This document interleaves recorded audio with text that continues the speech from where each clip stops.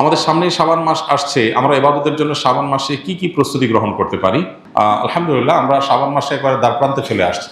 খুব শীঘ্রই শাবান মাস শুরু হতে যাচ্ছে। শাবান মাস এমন একটা মাস যেটা নফল রোজার জন্য আদর্শ মাস। নবীজি সাল্লাল্লাহু আলাইহি সাল্লাম শাবান মাসে যত রোজা রাখতেন, অন্য কোনো মাসে এত রোজা রাখতেন না।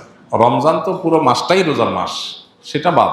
ওইটা বাদ রেখে যদি চিন্তা করা হয়, তাহলে অন্য 11 মাসের মধ্যে নবীজি সাল্লাল্লাহু আলাইহি সাল্লাম সবচেয়ে বেশি রোজা রাখতেন, নফল রোজা রাখতেন যে মাসে, সেটার নাম কি? শাবান মাস। সেই মাসটা আমাদের একেবারে দোরগোড়ায় চলে আসছে। এই জন্য শাবান মাসের করণীয় হলো সাধ্য অনুযায়ী বেশি বেশি নফল রোজা রাখা। সাধ্য অনুযায়ী বেশি বেশি নফল রোজা রাখা। আর কিছু পারেন আর না পারেন, সোমবার বৃহস্পতিবার রোজাগুলো রাখেন, আইয়াম বীজের চাঁদের 13, 14, 15 এই 3টা দিনের রোজা রাখেন। এর বাইরে পারলে 1টা 2টা রোজা হলেও রাখেন, কারণ নবীজি শাবানের পুরো মাসই প্রায় রোজা রাখতেন। একাদিসে আসছে কানা ইয়াসুমু শাবানা ইল্লা কালিলা।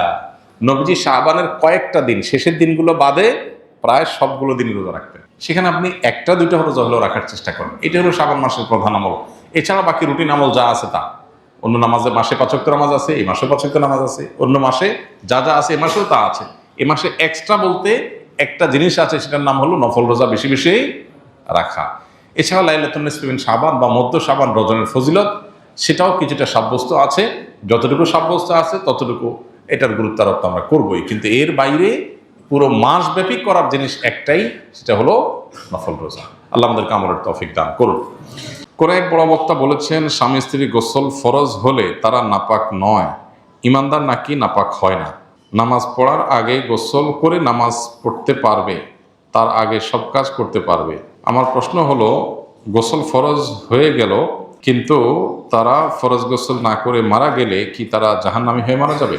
না, জাহান্নামী হওয়া তো সহজ বিষয় না, বা এরকম ঠুনকো বিষয় বা একটা অযৌক্তিক কারণে আল্লাহ তাআলা কোনো মানুষকে জাহান্নাম দিবেন না।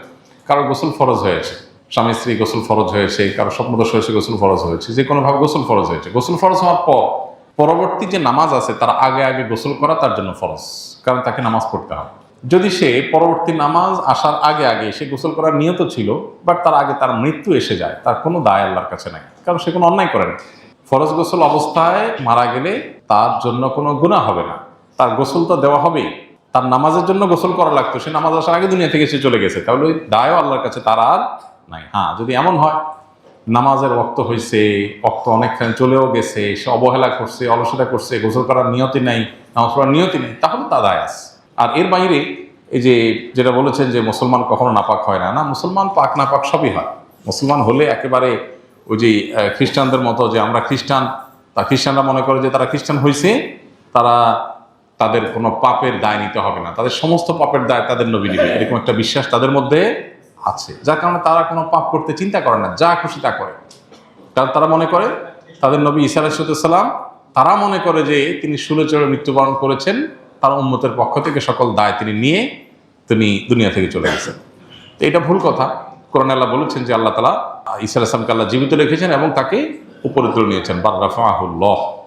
তো এই জন্য মুসলমানদের মধ্যে কেউ যদি মনে করে যে মুসলমান কখনো নাপাক হবে, এটা ভুল বিশ্বাস। অবশ্যই নাপাক হবে, কোরআন হাদিসে বড়ি বড়ি আয়াত এবং হাদিসের প্রসঙ্গে আছে। কেউ বললে এটা তার মূর্খতা ছাড়া কিছু না, যদি এইভাবে কেউ বলে থাকে।